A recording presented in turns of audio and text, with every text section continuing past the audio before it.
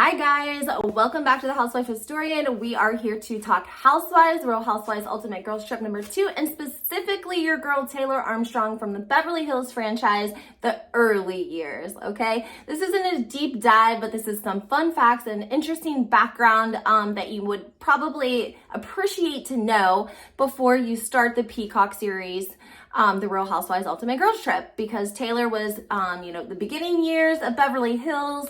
Her husband passed away. She left the show. So, we're going to get into all that. So before we get started though, guys, make sure you guys hit that like button, subscribe to my channel, turn those notifications on. You never know what's going to be going on with these women. We live coast to coast. So it's important to keep those notifications on. Okay, Taylor Armstrong. She comes onto the show as a family unit. She's married to a gentleman named Russell. They have a little daughter, Kennedy. Dana Wilkie is affiliated with Taylor. We know that. We see her in the series. I think she plans Taylor's daughter's like 3rd or 4th birthday party, which I think cost like $60,000 or something crazy. And this was like, 15 years ago. So that was a lot of money. Dana was good friends with her. But yeah, she comes onto the show as a family unit, her and Russell. And Russell's in finance. No one really knows what Russell does. And everyone kind of gets the feeling that it's like they're trying to keep up with the Joneses, but we don't really know, right? Also, we have to keep in mind the players in the game at this time and their situation. So in the beginning of the Beverly Hills franchise, Kyle didn't have a lot of money. Kyle and Kim Richards were on there and they were sisters and they were thick as thieves, if you will. And that's how they kind of, survived and bounced off each other and were able to kind of get through the early years on the franchise together because they were sisters. So there was like a bond, of course, between Kyle and Kim, and they were, sisters that talked to each other almost like in a special language, if you will.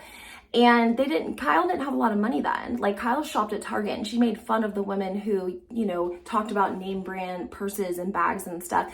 And she would joke that she only knew the name brands like at Target. So Kyle didn't have a ton of money. So Lisa Vanderpump was like the queen of Beverly Hills. Remember in her, audition tape, she goes and gets the chocolate Louis Vuitton high heels, and Andy Cohen said that's what sold him on the entire Beverly Hills franchise.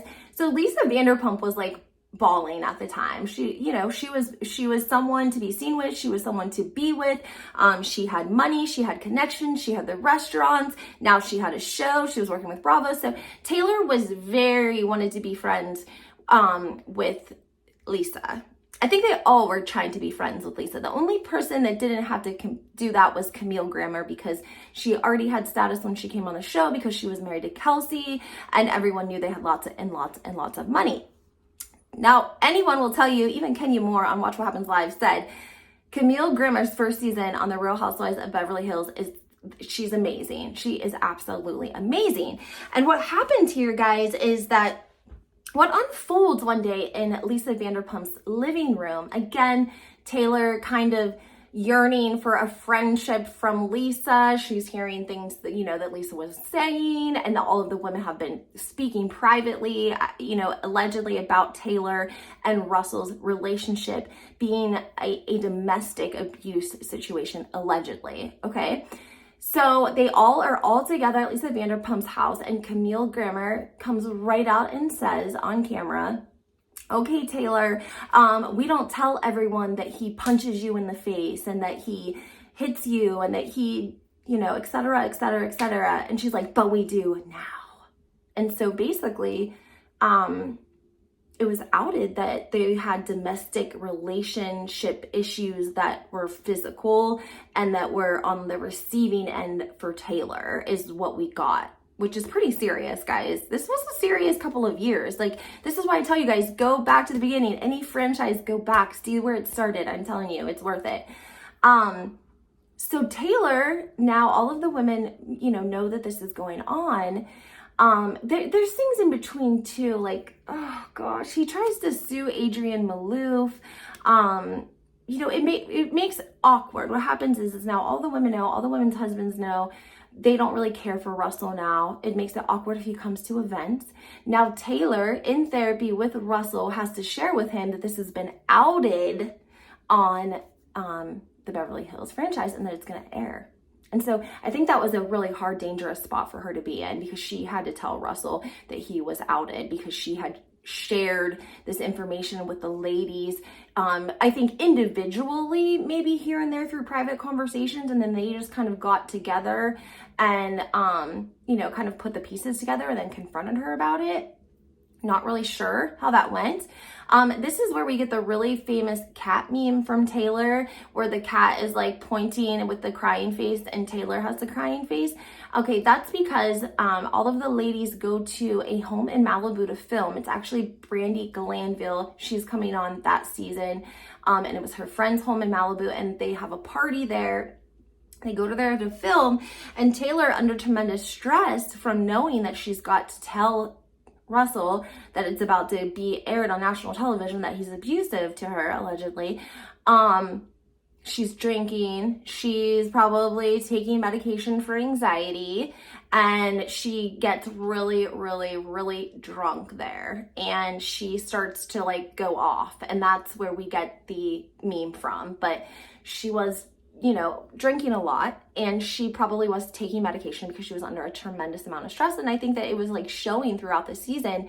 But that particular scene followed her, we still see the meme of the cat, and it was a rough, I think people don't realize the significance behind what was actually going on and why she was like at the party crying and what was happening, because she didn't want the women to turn on it either. But at the same time, she was probably pissed, right?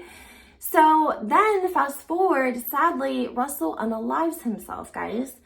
And this happens when they're filming. The women, of course, rally together to support Taylor and her daughter. Taylor has a daughter. And of course, production films all the way through it.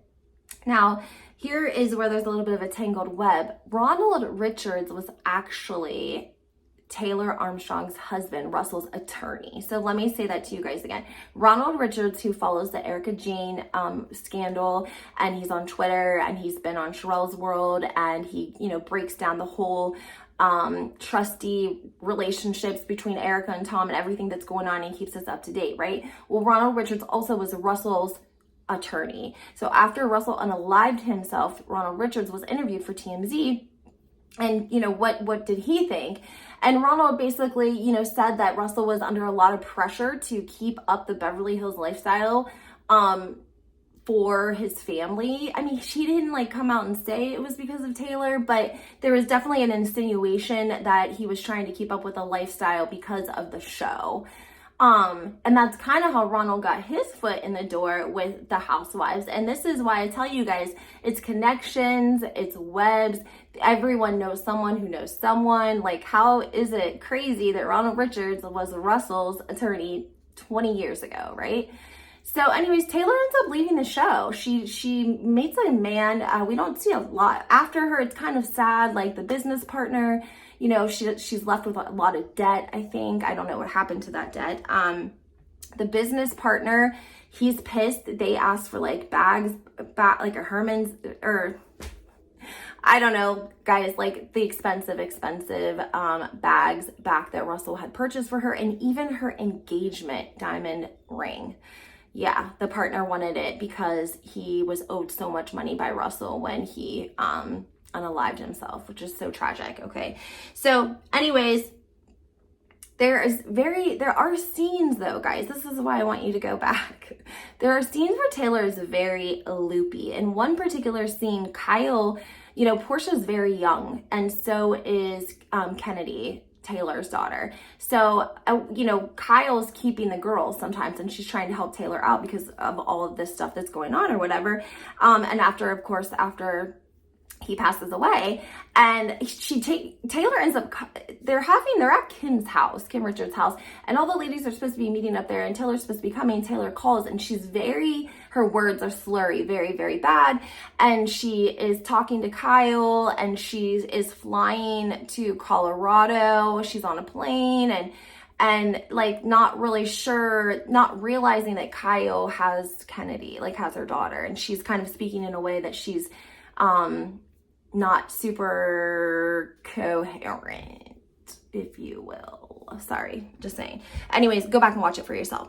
Now, here's a couple of other things I want to share with you guys. We don't see Taylor very often. We haven't seen her come back as a friend role. We haven't seen her do any sort of endorsements, BravoCon, nothing like that. So this is really the first time we're going to be seeing her. Now, it is alleged that when Taylor moved, she also changed her last name, guys. This is a fun fact for you. She changed her last name to Ford in honor of Tom Ford, like the shoe Tom Ford. And she thought Taylor Ford sounded very good, and she loves Tom Ford shoes, so she changed her last name. But there were allegations that she was actually telling people that she was part of the Ford, majesty or whatever, family, whatever you want to call it. She was part of it. So I don't know if that's the case or not. I just know that's what she did. She changed her last name. And I also want to tell you guys that there is an account, and I think it's Your Mom Is Watching on IG, and she was telling people that when we watch the Real Housewives Ultimate Girls Trip, to pay attention where Taylor's staying.